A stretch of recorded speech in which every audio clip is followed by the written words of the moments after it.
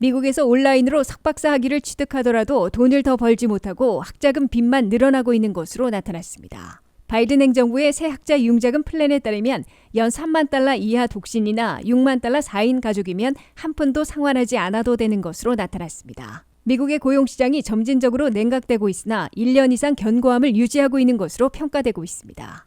2024 대선 레이스에서 바이든 대통령의 재선 열기는 미흡한 반면 드산티스 주지사는 선거 자금에서 압도하고 있는 것으로 조사됐습니다. 하정우, 주지훈 배우의 버디 액션이 돋보이는 한국 영화 비공식 작전이 8월 4일 미 전역에서 개봉합니다. 여러분 안녕하십니까? 워싱턴 뉴스 투데이입니다. 미국에서 주로 온라인으로 대학원 석박사 학위를 취득하더라도 돈을 더 벌지 못하는 반면 학자금 빚만 늘어나고 있는 것으로 나타났습니다. 버지니아를 비롯한 전국 각지에 캠퍼스를 두고 있는 스트레이어 대학과 신학교로 유명한 리버티 대학 등이 대표적으로 비싼 학비에 비해 대학원 졸업에 따른 임금 상승은 미비한 것으로 조사됐습니다. 안혜린 기자가 보도합니다. 미국에서는 주로 온라인, 때로는 온오프 겸용으로 대학원 과정을 개설해놓고 석사와 박사학위 과정을 이수시키고 있으나 그중에 3분의 1은 석박사 취득으로 돈을 더 벌지는 못하는 반면 학자금 빚만 늘어나고 있다고 CBS 뉴스가 1일 보도했습니다. 미국에서 박사학위를 취득한 사람들은 평생 동안 평균 400만 달러를 버는 것으로 나타나 학사 학위자들의 평균 280만 달러보다 생각보다는 큰 차이가 나지 않고 있다고 CBS 뉴스는 전했습니다. 그러나 사립대학, 영리대학일수록 온라인 석박사 과정임에도 상당한 수업료를 부과하고 있어 대학원 과정을 수료하면 학자금 빚이 크게 늘어나고 있다고 이 방송은 밝혔습니다. 미 전역에서 1661개교, 6371개 석박사 과정을 조사한 결과 32%인 528개교의 대학원 과정에서는 졸업 후 돈을 더 벌지 못하는 반면 학자금 빚만 늘어난 것으로 나타났다고 CBS 뉴스는 전했습니다. 비싼 대학원 학비에 비해 석박사 학위 취득에도 돈을 더 벌지 못하고 빚만 늘어나는 대학원들은 사립 영리대학들이 대부분을 차지하고 있는데 이들 대학원들은 주로 온라인으로 석박사 과정을 진행하고 있습니다. 미 전역에서 가장 가성비가 낮은 대학원은 미네아폴리스에 본부를 두고 온라인으로 석박사 과정을 운용하고 있는 월든대학교 대학원인데 심리학 박사 과정의 경우 졸업 4년 후 평균 연봉이 72,200달러인데 비해 졸업 5년째 학자금 빚은 17만 5,600달러로 243%, 근 2.5배나 많은 것으로 나타났습니다. 버지니아를 비롯한 미 전역 곳곳에 소규모 캠퍼스를 설치하고 오프라인과 온라인 수업을 병행하고 있는 스트레이어 대학에서 교육행정 석사 학위를 취득했을 경우 4만 5,800달러의 연봉에 비해 빚은 8만 100달러로 177%의 비율로 빚이 더 많은 것으로 나타났습니다. 스트레이어 대학에서 보건행정 서비스로 석사학위를 받은 경우 4만 8천 달러의 연봉에 빚은 8만 100달러로 167%의 비율로 빚이 더 많은 것으로 조사됐습니다. 신학교로 유명한 리버티 대학은 버지니아 남부 린치버그에 본부를 두고 대학원 과정은 주로 온라인으로 진행하고 있습니다.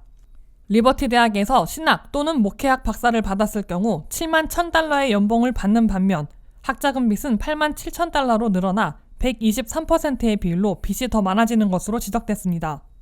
리버티 대학에서 종교교육 석사학위를 받았을 경우 4만 1,000달러의 연봉에 그보다 약간 많은 4만 8천 달러의 빚을 지게 되는 것으로 나타났습니다. 리버티 대학에서 카운셀링 석사학위를 받았을 경우 4만 6천 달러의 연봉에 5만 1,000달러의 빚을 지게 되는 것으로 조사됐습니다. 리버티 대학은 그나마 비영리 대학이어서 다른 영리 사립대학들보다는 수업료가 적기 때문에 연봉이 크게 늘어나지 않더라도 학자금 빚도 덜 증가하는 것으로 분석됐습니다.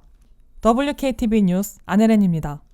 바이든 행정부가 사전 등록을 접수받고 있는 새로운 세이브 학자 융자금 절약 플랜에 따르면 연 3만 달러 이하 독신이나 6만 달러 4인 가족이면 월 상환금이 제로로 나와 한 푼도 내지 않게 될 것으로 나타났습니다.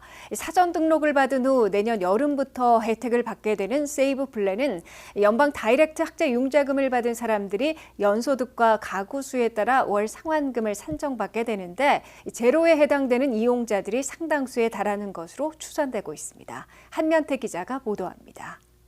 바이든 행정부는 졸업 후 매달 갚아나가는 학자융자금 월상환에서 소득 기반인 IDR 프로그램들을 하나로 통합해 전면 개편하는 새로운 세이브 플랜을 확정하고 현재 사전 등록을 접수받고 있습니다. studentaid.gov/idr에 접속하면 간단하게 사전 등록할 수 있습니다. 연방교육부는 현재 이미 소득기반 월상한 플랜을 갖고 있는 사람들은 자동적으로 새로운 세이브 플랜으로 전환되므로 별도로 신청서를 낼 필요가 없다고 밝혔습니다. 연방교육부는 새 세이브 플랜으로 상환하게 되는 학자융자금은 연방정부로부터 직접 받는 다이렉트 론이라고 밝혔습니다. 특히 연소득과 가족수에 따라 월 상한액이 제로가 돼서 한 푼도 내지 않아도 되는 차입자들도 상당수에 달할 것으로 연방교육부는 강조했습니다. 연방교육부가 제시한 월 상한액 제로가 될 대상자들을 보면 독신일 경우 32,800달러 이하, 4인 가족일 경우 연 67,500달러 이하이면 매달 한 푼도 상환하지 않아도 될 것으로 나타났습니다. 이는 연방 빈곤선의 225%까지 월 상한액을 제로로 설정하고 있는 데 따른 겁니다. 2023년 연방 빈곤선의 225%는 독신이면 32,800달러이고 4인 가정은 67,500달러가 됩니다.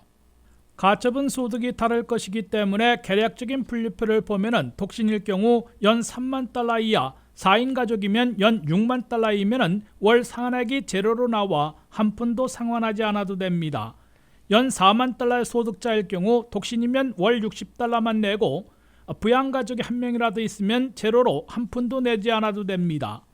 연 5만 달러 소득자이면 독신일 경우 월 143달러, 2인 가족이면 월 47달러를 내게 되지만 3인이나 4인 가족이면 제로로 한 푼도 내지 않아도 됩니다. 연 6만 달러 소득자이면 독신일 경우 월 227달러, 2인 가족 130달러, 3인 가족 34달러를 내게 되지만 4인 가족이면 제로로 나와 한 푼도 상환하지 않아도 됩니다. 새로운 세이브 플랜에 등록하거나 기존 소득 기반 상환 플랜에서 자동 이전되는 학자융자금 이용자들은 내년 여름부터 현재보다 절반으로 줄어드는 상환액을 현재보다 절반으로 단축되는 10년간 매달 낼 경우 잔액이 12,000달러 이하는 탕감받게 됩니다. WKTV 뉴스 한면택입니다. 미국에서 사람을 구하는 잡 오프닝이 6월에 958만 개로 전달보다 소폭 줄어들었으나 실직자, 구직자들 600만 명보다 1.6배나 많아 1년 이상 견고한 것으로 나타났습니다. 이는 미국의 고용시장이 점진적으로 냉각되고 있으나 1년 이상 견고함을 유지하고 있는 것으로 평가되고 있습니다. 미국 경제를 지탱해주고 있는 고용시장은 물가 잡기를 위한 연준의 11번 금리 인상으로 점진적인 냉각을 피하지는 못하고 있으나 1년 이상 견고함을 유지하고 있습니다.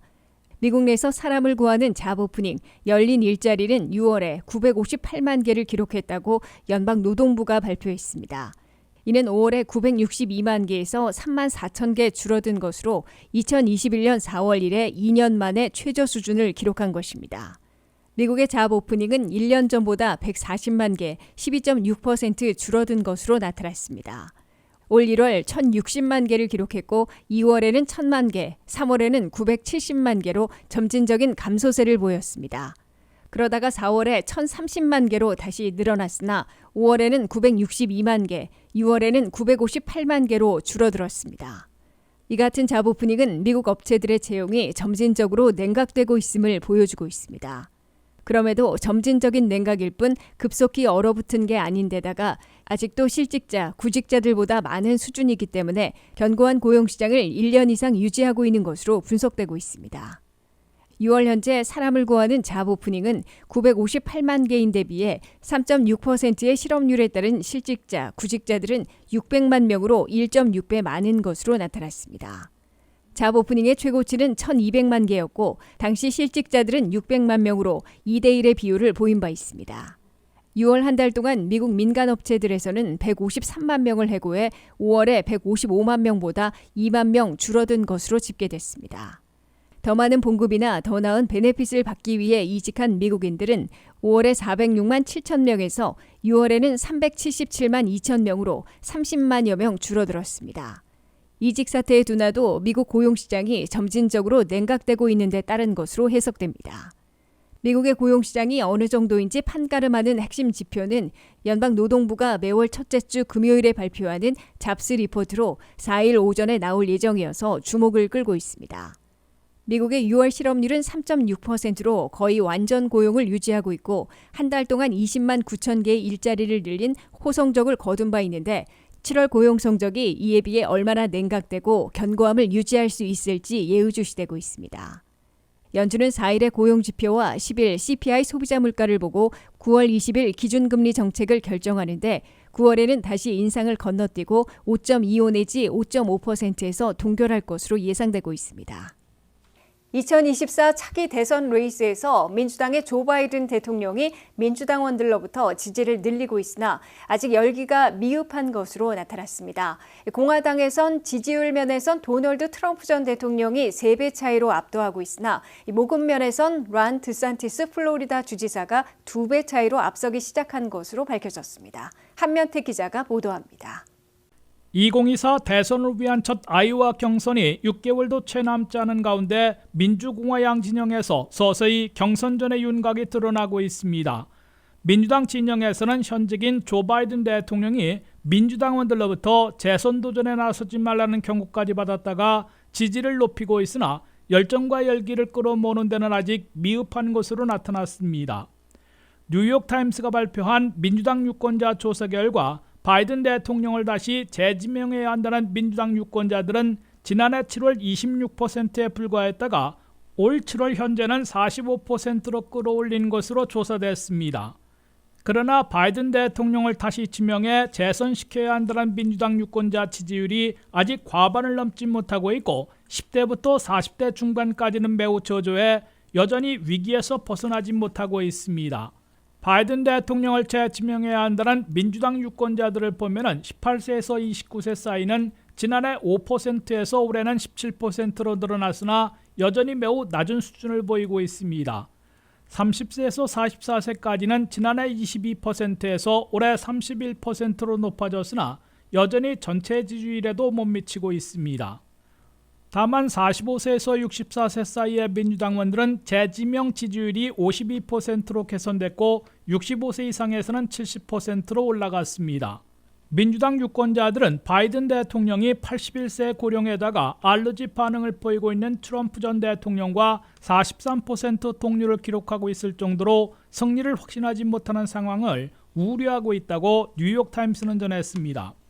공화당 진영에서는 잇따른 형사 기소에도 불구하고 공화당 유권자들의 지지율에서는 도널드 트럼프 전 대통령이 54대 17%로 론 드산티스 플로리다 주지사를 3배 차이로 압도하고 있으며 올 상반기 6개월 내내 큰 격차를 보이고 있습니다.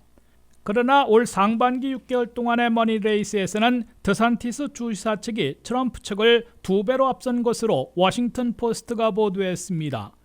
6월 말 현재 연방선거위원회 보고한 선거자금 모금과 수중의 현금 상황을 보면 론 드산티스 주지사는 자체 모금과 친 드산티스 슈퍼팩의 자금을 합하면 무려 1억 1천만 달러나 갖고 있는 것으로 나타났습니다. 드산티스 캠페인 본부는 수중에 1220만 달러를 갖고 있어 트럼프 측의 절반에 그쳤지만 친 드산티스 슈퍼팩인 네버 백다운이 무려 9,700만 달러나 보유하고 있어 1억 1천만 달러의 실탄을 갖고 있는 것으로 계산되고 있습니다. 이에 비해 트럼프 전 대통령은 자체 모금으로 현재 2,250만 달러를 수중에 갖고 있고 트럼프를 위한 슈퍼팩인 마가는 3,080만 달러를 보유하고 있어 이를 합하면 5,300만 달러인 것으로 나타났습니다. 미국의 선거에서는 지지율과 함께 머니레이스 결과에 의해 승패가 판가름나고 있어 어떤 변화가 생길지 예의주시되고 있습니다. WKTV 뉴스 한면택입니다. 올여름 폭염이 지속되면서 그 더위를 식혀줄 시원한 먹거리, 볼거리들을 찾게 되는데요. 시원한 영화 한 편 소개합니다. 한국어로 편안하게 즐길 수 있는 한국 영화 비공식 작전이 오는 8월 4일 미 전역에서 개봉을 앞두고 있는데요. 하정우, 주지훈 배우의 생동감 넘치는 버디 액션, 긴장감과 유머 넘치는 스토리로 올여름을 시원하게 만들어줄 영화 비공식 작전, 안혜린 기자가 소개합니다.